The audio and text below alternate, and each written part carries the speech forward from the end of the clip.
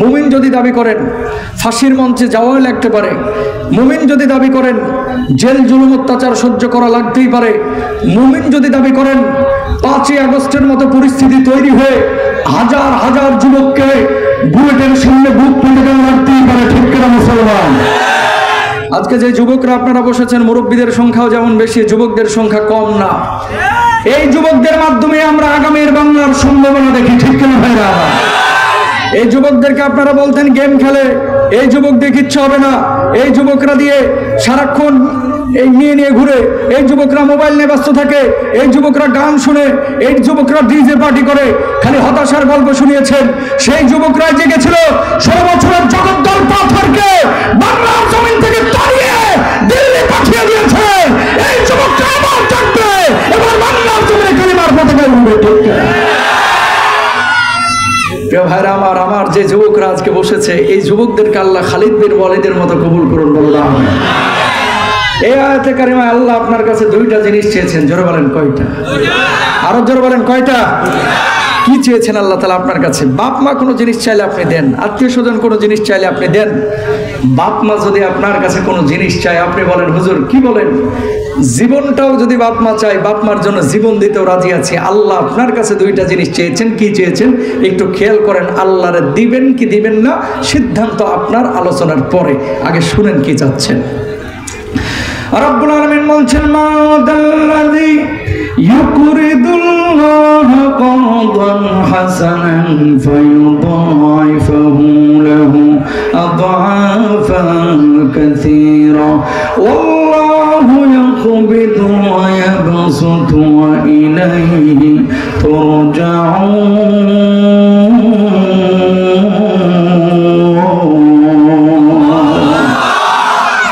আল্লাহ রাব্বুল আলামিন বললেন, যে ব্যক্তি আল্লাহ রাব্বুল আলামিনকে ঋণ দিবে, আল্লাহ রাব্বুল আলামিন কিয়ামতের ময়দানে তার জন্য 2 গুণ বদলার ব্যবস্থা করবেন, 3 গুণ বদলার ব্যবস্থা করবেন, 4 গুণ বদলার ব্যবস্থা করবেন, বহু গুণ বদলা বাড়ায় দিবেন। সর্বোপরি আল্লাহ রাব্বুল আলামিন ওই মানুষটার জন্য চূড়ান্ত জান্নাতের ফয়সালা করে দিবেন। জোরে বলেন সুবহানাল্লাহ।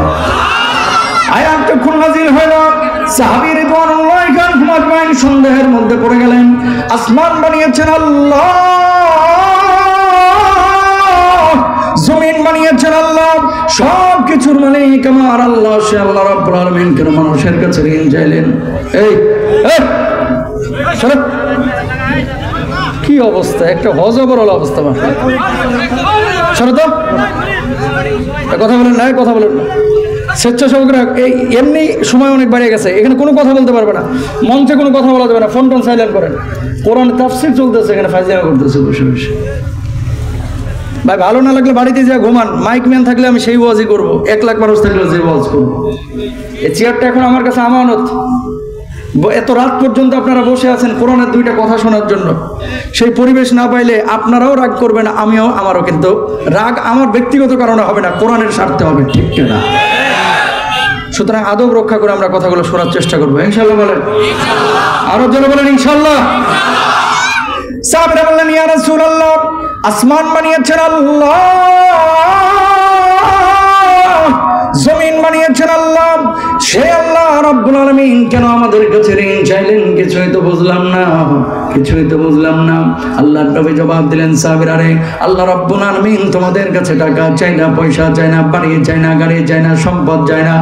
আল্লাহ রাব্বুল আলামিন তোমাদের কাছে 2টা জিনিস চেয়েছেন। 1 নম্বর হচ্ছে আল্লাহর জন্য জান দিবা, 2 নম্বর হচ্ছে আল্লাহর জন্য যেখানে প্রয়োজন সেখানে মাল দিবা। আল্লাহ রাব্বুল আলামিন এই জান আর মালকে কর্জা হাসানা বুঝিয়েছেন। বলুন সুবহানাল্লাহ। কিয়ামতের ময়দানে প্রিয় ভাইরা আমার, এমন কিছু মানুষ আল্লাহ রাব্বুল আলামিনের আদালতের সামনে দাঁড়াবে, যে মানুষগুলোর কপালগুলো ঘরমুক্ত থাকবে। আজ আমার কি হয়, আজ আমার কি হয়, আল্লাহ আমারে ক্ষমা করবে কিনা, মাফ করবে কিনা। এমন মুহূর্তে আল্লাহ রাব্বুল আলামিন এই মানুষগুলোকে ডাক দিয়ে বলবে, গোলাম আজ আমার সামনে আয়। মানুষগুলো আল্লাহর সামনে দাঁড়াবে, আল্লাহ চেহারার দিকে নজর দিবেন, দেখবে পেরেশান হয়ে রয়েছে। ওই মানুষগুলোকে আল্লাহ বলবে, গোলাম এই যে দরজাগুলো দেখতে পাচ্ছি, সেই দরজাগুলো কিসের দরজা? মানুষগুলো বলবে আল্লাহ এই দরজাগুলো তো জান্নাতের দরজা।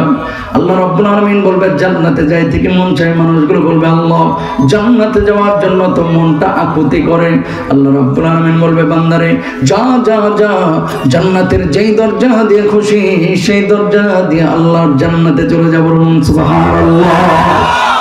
এবার মানুষগুলো জান্নাতে যাইতে চাইবে না, অবাক হয়ে যাবে আর বলবে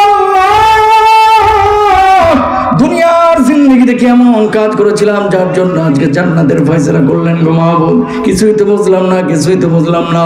আল্লাহ রাব্বুল আলামিন তখন বলবে গোলাম আমার জন্য তুই খাবারের ব্যবস্থা করেছিলি, পানির ব্যবস্থা করেছিলি, আমি অসুস্থ ছিলাম আমার জন্য সেবার ব্যবস্থা করেছিলি, আমার জন্য গোরস্থান বানাইছিলি, মসজিদ বানাইছিলি, মাদ্রাসা বানাইছিলি, আমার জমিনে আমার দিন কায়েমের জন্য বুকের তাজা রক্ত ঢেলে দিয়েছিলি, ফাঁসির মঞ্চে পর্যন্ত গিয়েছিলি। আমি আল্লাহ রাব্বুল আলামিন সেগুলোর বদলা হিসাবে আজকে জান্নাত দিয়ে দিলাম। জোরে বলেন সুবহানাল্লাহ। এবার মানুষগুলো বলবে আল্লাহ কোনদিন আপনারা দেখলাম না, কিভাবে আপনারা খাবার দিলাম, পানি দিলাম, কিছুই তো বুঝলাম না।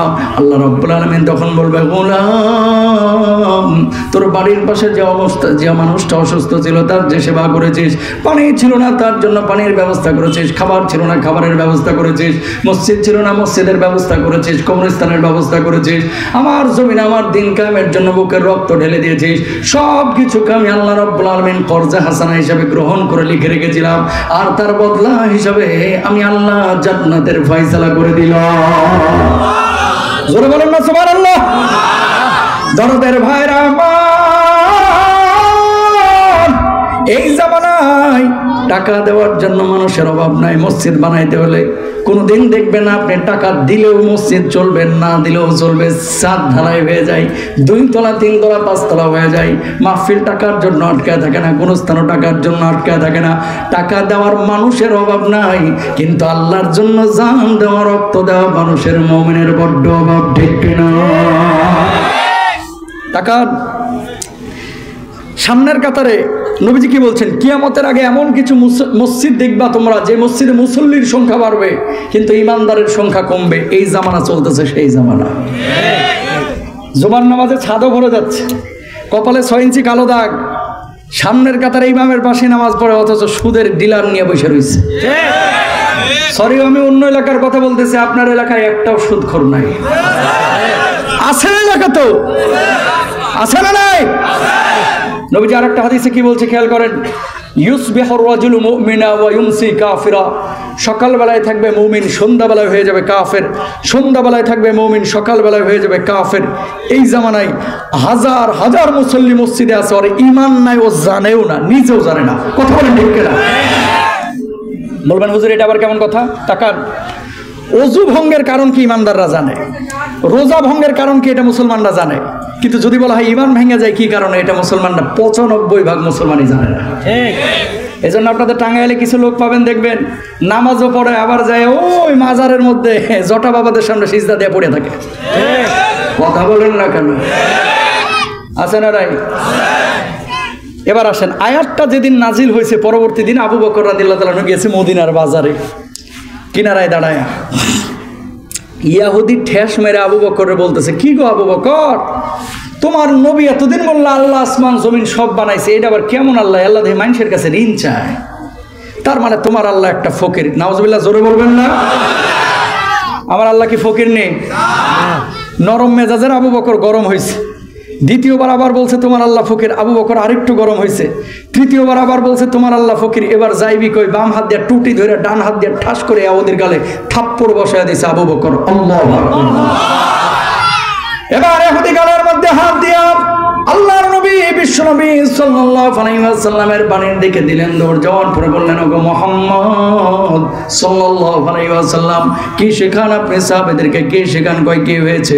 কয় আপনার সাহাবীরা তো ইহুদি ধরে ধরে মারে। কে মারছে তোরে? কে মারছে? কয় আপনার আবু বকর মারছে। আল্লাহর নবী জবাব দিলেন, আমি বিশ্বাস করি না আমি বিশ্বাস করি না আমার আবু বকর অন্যায় ভাবে কাউকে মারতে পারে না। কয়টা কেন আপনার আবু বকরের? আল্লাহর নবী আবার ডাক দিলেন, আবু বকর কি শুনলাম তোমার ব্যাপারে, তুমি নাকি ইয়াহুদের থাপ্পড় বসাইছ? আবু বকর জবাব দিলেন, ওগো নবী, যে জালেম এমন একটা অন্যায় করেছে যে অন্যায়ের কারণে তারা আমি মারতে বাধ্য হইছি। আল্লাহর নবী বললেন, আবু বকর কি অন্যায় করেছে একটু বলো বলো।